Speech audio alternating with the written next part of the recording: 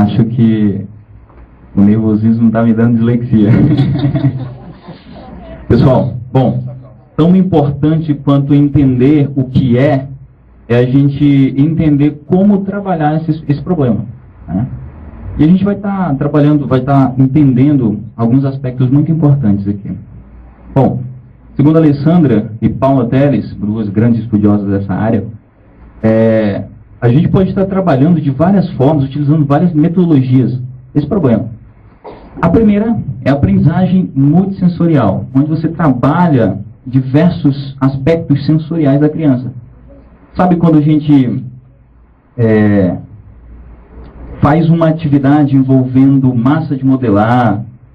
Isso é muito interessante, muito importante, porque ele vai aprendendo a ter aquela questão tátil, certo? Aquela questão do toque, né? E também é muito interessante a gente trabalhar com futebol, porque isso ajuda ele a ter a noção do espaço e tal, ele vai pegando com o tempo, né? Às vezes é interessante, eu não sei se, acho que alguns conhecem, mas às vezes o dislexo, ele pega, às vezes vai pegar um objeto para jogar para você, ele acaba jogando totalmente contrário. Não sei se vocês já perceberam essa questão. Ele não tem assim a noção do espaço, né? E as atividades multissensoriais são muito importantes para estarem trabalhando essas dificuldades. Bom, nós podemos estar trabalhando também com outro método estruturado e cumulativo, né? A organização dos conteúdos a aprender, na verdade, funciona assim. Você deve organizar sequenciadamente os contextos. Você deve organizar os contextos considerando o desenvolvimento linguístico da criança, certo? Do disléxico, para que ele possa ir aprendendo gradativamente, pouco a pouco, porque não adianta você passar tudo de uma vez, porque não vai conseguir entender. Você precisa passar paulatinamente, gradativamente, sempre das atividades mais fáceis até as mais complexas, para que ele possa estar aprendendo de pouquinho. Também podemos trabalhar com ensino direto específico. Na verdade, alguns desses tópicos são trabalhados associadamente, certo? Nesse caso, o ensino direto específico, você vai trabalhar um conceito direto. Sabe quando você passa a informação direta, sem rodeios, nem deduções. Não pode deduzir, precisa ser algo direto, específico. Você diz sem rodeio. Uma outra forma é você fazer o diagnóstico da criança, para você saber o que ele tem e na verdade, em que ponto você precisa estar trabalhando especificamente, né? Você precisa fazer esse diagnóstico para entender onde começar, onde trabalhar especificamente. É importante isso. Ensino cinético, por último, ensino cinético, o sintético ou método fônico. Por último, mas não menos importante, porque é bem interessante esse método, como vocês vão poder ver. Nele são realizados exercícios de ensino específico de fusão fonética e fusão silábica. O aluno ele vai começar a entender, a relacionar, na verdade, o som com a letra, certo? E assim está formando as sílabas, né? É um método mecânico, não totalmente mecânico, é um método mecânico não comparando, assim, não como o silábico alfabético usado até a década de 80, né, dos anos 1880, que lá era um método realmente mecânico, extremamente mecânico. É mecânico porque ele vai assimilar os sons à sua volta e vai repeti-lo naturalmente. Mecânico até esse ponto, certo?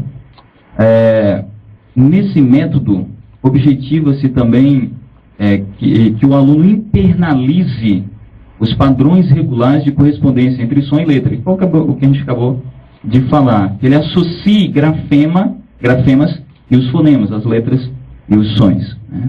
E é um método interessante porque você consegue uma alfabetização de 4 a 6 meses. É muito interessante porque se dá bem rápido. A criança, ela aprende a reconhecer o som de cada letra em vez de memorizar cada léxico, evitando a paralexia e a paragrafia.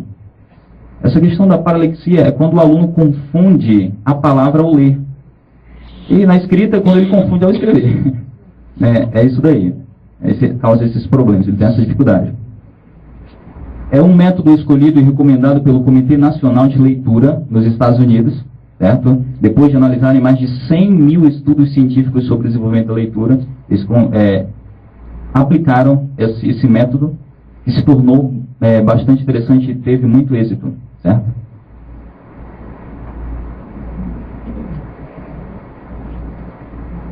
Tá. Algumas características do método fônico.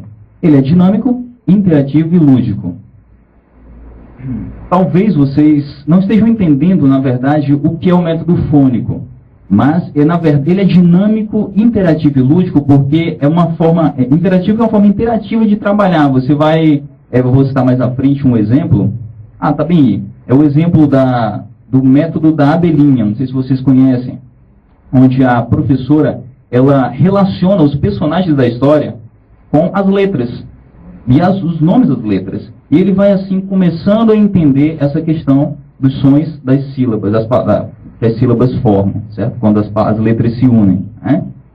É dinâmico porque a criança, você utiliza, nesse método, você utiliza, por exemplo, casinhas e historinhas para contar, e esses personagens que eles costumam conhecer, para que eles possam assim relacionar mais facilmente as letras e os sons, né? Bom, uma outra forma de trabalhar também é associadamente, é claro, né? É a automoção das competências aprendidas. Assim, com o dislexo você precisa trabalhar até que ele aprenda, mas não só até que ele aprenda, até que isso se torne automático. Até que isso se torne natural, ele começa a fazer naturalmente, entendeu? Antes disso, se aquilo não se tornou natural, automático nele, ele não vai conseguir.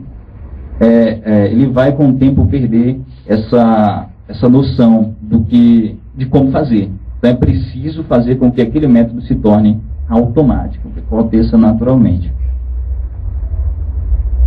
Bom, a importância da intervenção precoce. É preciso a gente observar nos alunos, os nossos alunos, essas características da dislexia, certo? Para que a gente possa tomar uma atitude com antecedência, porque é muito importante tomarmos atitude com antecedência, como vocês vão poder ver. Por exemplo, a identificação de um problema é a chave para permitir sua resolução, certo? Beleza. Então, quanto mais cedo um problema for identificado, mais rapidamente ele vai poder ser resolvido, certo? A gente vai poder estar ajudando, né? E olha só, estudos recentes comprovam que as crianças que apresentam dificuldades no início da aprendizagem da leitura e escrita dificilmente recuperam se não tiverem uma intervenção precoce especializada, certo? Segundo a psicóloga educacional especialista em dislexia, ela não está aí, mas é a Paula do início lá, né? Paula Teres, isso. É interessante assim, após os 9 anos de idade, o tempo e o esforço despendidos na reeducação aumentam espontaneamente. Então, quanto mais velho o aluno vai se tornando, mais difícil vai ficar para você trabalhar essa questão com ele. Então, quanto antes foi identificado, maior as chances de você estar trabalhando ele ter um proveito, certo? Dessas atividades que você desempenha com ele.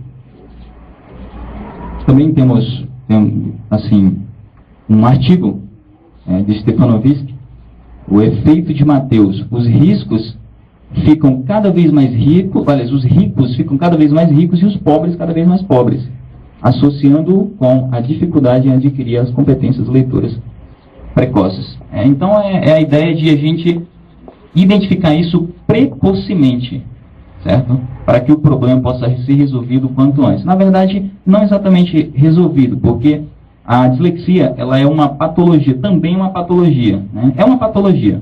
E a gente costuma tratar, esses são métodos psicológicos, certo? E pedagógicos.